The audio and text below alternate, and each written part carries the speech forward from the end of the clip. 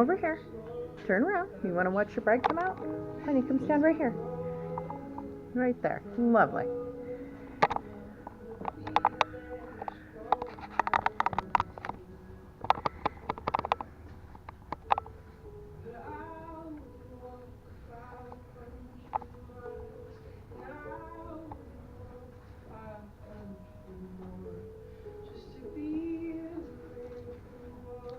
John, if you would please go retrieve your bride.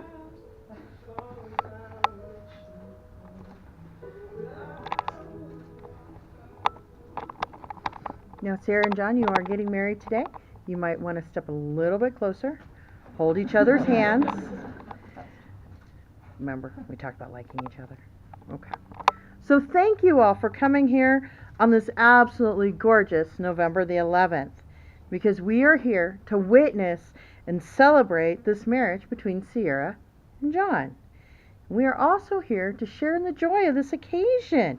And in witnessing this ceremony here today, we are observing an outward sign of an inward union that already exists between you. Today, you are coming here to publicly affirm your love and promise to continue to nurture yourselves, each other, in this union, and to acknowledge the central areas of your lives. So, let's begin. Today, like I said before, this is a celebration. It's a celebration of love, of commitment, of friendship, of family, and of two people who are in it forever. And we all know that you don't have to have a ceremony to have a marriage, right? And when you think about it, this whole thing is really kind of weird. When you're standing up here, you're dressed all fancy, you're holding hands, and being stared at by pretty much anybody who's meant something to you in the past 20 some odd years. So why do we do this? We do it because the marriage ceremony has been an important feature across nearly every culture, religion, generation, and society. We have thousands of these important moments that happen throughout our lives. But why is this one to be regarded to be just so critical that we acknowledge its special status by sharing it with others? Again, why this moment? It is because that despite all of our differences, love really is what we share. It's that great unifier, that one universal truth, that no matter who we are, where we've come from, or what we believe, we know this one thing. Love is what we're doing right. And that's why both of you are standing here. And that's why all of you are watching them stand up here. We've all loved in our lifetimes. And in this moment, we really get to be reminded the ability to love is really the best part of our humanity.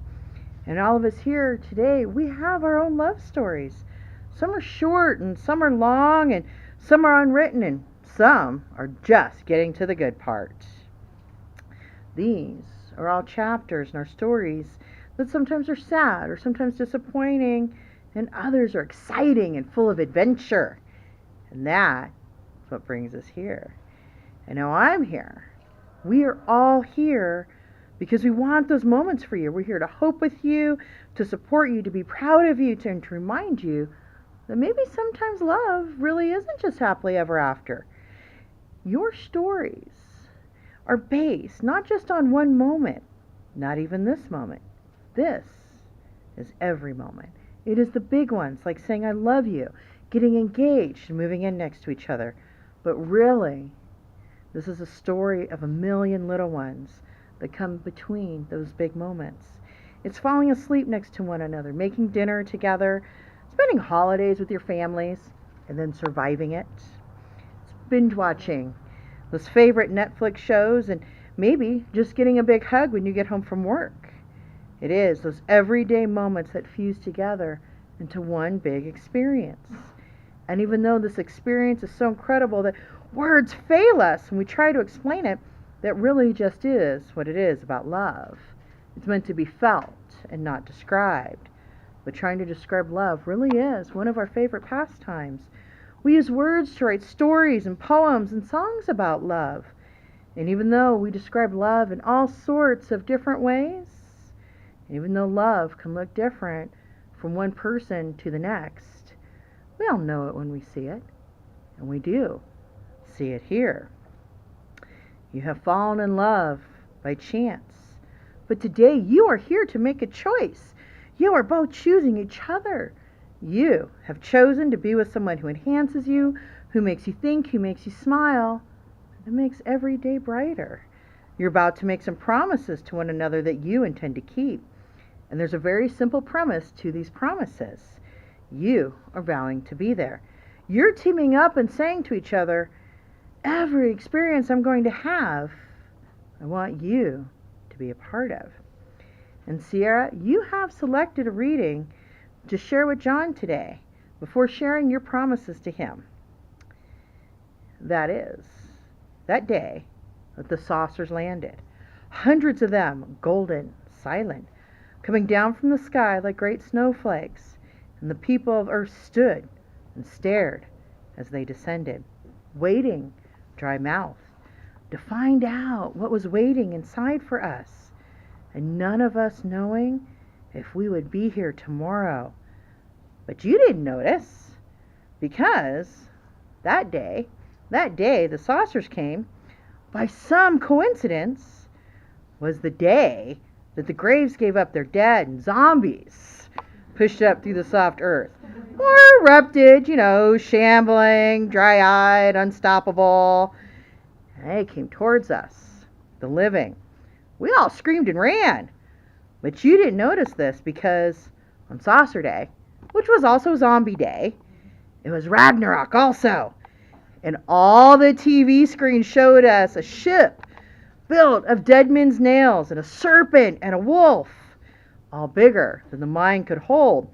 And the cameraman could too. But he couldn't get far enough away. And then the gods came out. But you didn't see them coming because on the Saucer Zombie Battling Gods Day, the floodgates broke. And each of us was engulfed by genies and sprites, offering us wishes and wonders and eternities of charm and cleverness and true brave hearts, along with those pots of gold.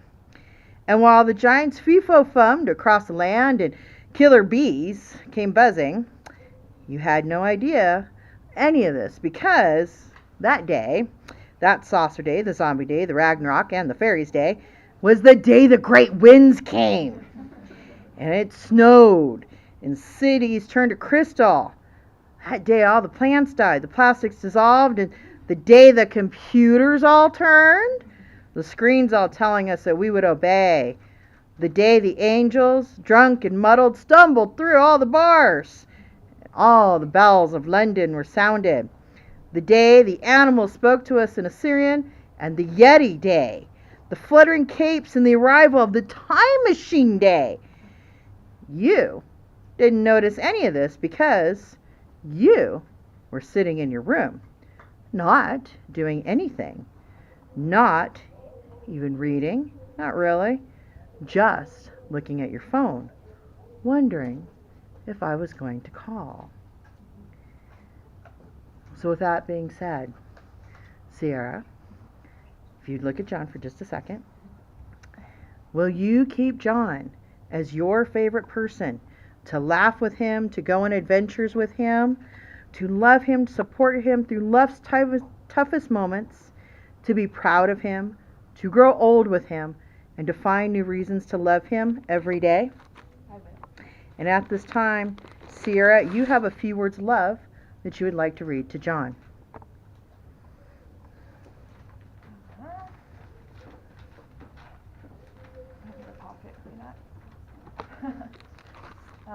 John, I know we've spent a lot of time waiting to be together, and I can't promise that you'll never have to wait for me again, because you've kind of already waited for me all day, but I can promise that you will never spend a minute wondering if I love you.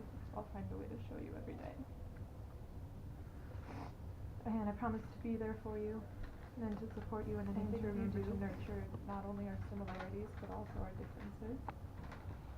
But most of all, I promise not to let life pass us by. I promise to be your partner in finding new adventures and to be by your side through every experience that life throws our way. Whether we are greeting aliens or mourning losses or we just continue to get older and grumpier than we already are, I'll always be there for you, and I know that I'll always love you. Those were lovely. And now John has a special poem for Sierra. It's a little shorter. My dearest friend, if you don't mind, I'd like to join you by your side, where we could gaze into the stars and sit together now and forever. For it's plain for anyone to see, we were simply meant to be. So now, John, if you would look at Sierra, will you take her as your favorite person, to laugh with her, to love her, to go on adventures with her, to support her through life's toughest moments, to be proud of her, to grow old with her, and to find new reasons to love her every day? Now at this time, if you would read your words of love to Sierra. Sarah, you know me better than anyone else. Somehow you still manage to love me. I promise to get any bugs for you, spend more time with you than my Xbox, play Scrabble and sometimes let you win.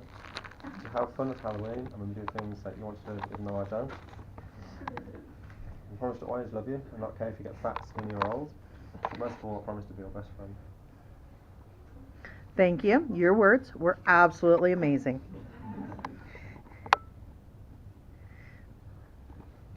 Well, now, will you, Sierra, and will you, John, be each other's partners from this day forward? Will you bring out the very best in one another, share your happiest moments together, love each other absolutely for the rest of this lifetime and whatever may come next? We will. Now, we all know that a good marriage is created by two people who are prepared to put their partner's needs before their own.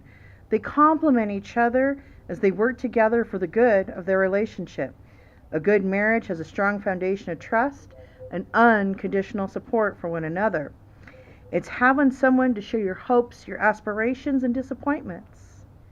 Marriage is being with someone who will be there for you always, through the ups and through the downs, through the joys and through the sorrows of daily life. And we all know that marriage talks a lot about commitment and devotion and that lifelong appreciation for one another. You know this. And we all know that sometimes that could be a bit overwhelming. But it doesn't have to be. As long as you remember to love, to be honest, and to listen to one another. So trust me when I say that marriage is not something to be overwhelmed by. It's about having someone that you can laugh with, to snuggle with, to stick your cold feet on when you're sitting on the couch reading a book. It's having someone that gets those obscure gaming references or finishes those Disney songs that you're singing. Marriage is having that partner help you win when you play board games. This is someone that you get to count on to feed you or maybe even bring you an adult beverage during those binging Netflix sessions. This is your best friend, your partner in life. This is the one person that you get to trust with those deepest secrets of your heart. And when you join together, there is no force that can stop you. Together, you will explore strange new worlds and go where no man has gone before. And again, with that being said, it's now time to exchange rings. You both have chosen to wear rings as a reminder of those promises you just made to one another. And people often say that wedding bands are that perfect circle with no beginning and no end. But these rings really did have a beginning. These stones were formed long ago deep within the earth, and eventually a series of lucky events caused them to rise to the surface where someone dug them up. Metal was mined from deep in the earth, liquefied in a furnace of 1,000 degrees. It was molded, cooled, and then painstakingly polished. Something beautiful was made from raw elements, and love is like that. It comes from humble beginnings, and through a combination of serendipity and effort, imperfect beings get to shape it into something extraordinary. It is the process of making something beautiful where there was once nothing at all. And as you look at these rings over the years, I am confident that you'll protect the commitments that you made to one another today. So John, if you would please open up the bag.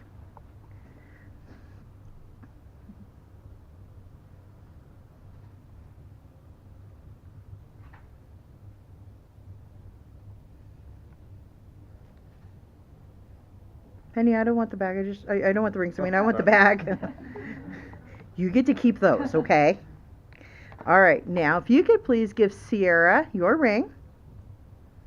Sierra, if you would please take John's left hand, third finger, place the ring on his finger and repeat after me. This ring, a gift for you, symbolizes my desire that you be my husband from this day forward. And as this ring has no end, neither shall my love for you. And now, John, if you could please place your ring on Sierra's finger and repeat after me.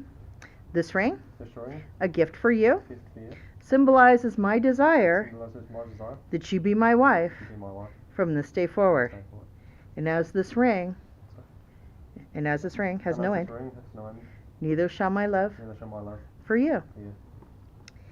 People have said that this real journey in life, this is interior. It's a matter of growth, a deepening and ever greater surrender to creative love of grace in our hearts.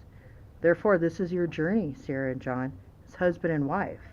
By marrying today, you get to choose to travel as one to a home which is not a place, but an experience that's carried with you on every breath. This is an experience born of a deep love that takes you ever closer to the love that you are by simply loving each other, by being who you are. And so may those promises that you made to one another be lived out to the end of your lives in an atmosphere of profoundest joy.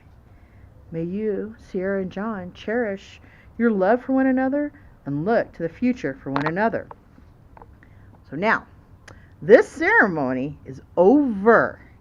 May you experience living day by day that is about to begin and go forward and meet it gladly.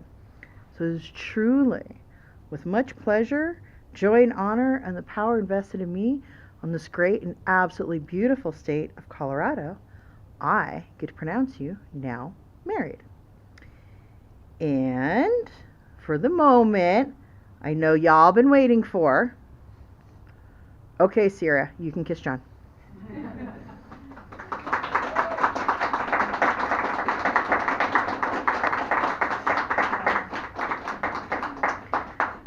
So my friends, if you would turn around, present yourselves. So we get to proudly introduce this newly wedded couple. Yay! And my friends, if you would go forward, step forward in your new journey in life. Thank you all very much for coming today. Now this part of our celebration is over. Safe journeys, and may the universe smile upon you, your families, and all your endeavors. Have a wonderful afternoon. Thank you.